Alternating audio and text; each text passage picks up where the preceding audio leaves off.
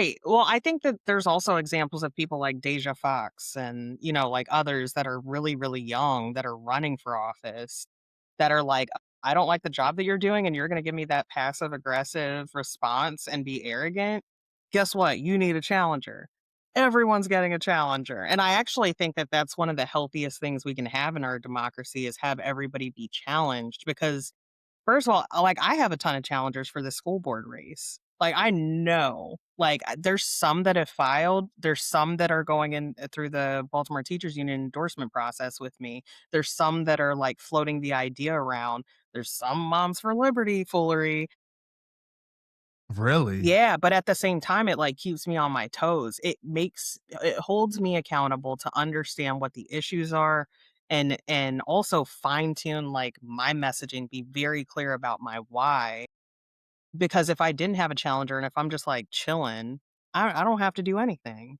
Like, I think it just makes Mm-mm. you lazy, and it's also fascinating to me that there's so many people in other elected offices that say, "Oh, you can't do this in election year." I have people that have given me advice, and they're like, "You don't wanna do anything crazy on election year," or, "This isn't possible because it's an election year." The second they get a challenger, they make magic happen, and all of a sudden, the impossible is possible, and I'm like, and also, like, I just don't understand that mindset because when I got elected, I came in and I told people I am only guaranteed 48 months. I'm going ham for 48 months as if this is my last term. So I don't even understand that orientation to think that, this is a political ladder or a The trajectory. That's not guaranteed. So why are we not, using the seat to its full capacity and like training ourselves up, doing the best job we need to do every single day and just like sitting in a seat for why? And it also makes me like yeah.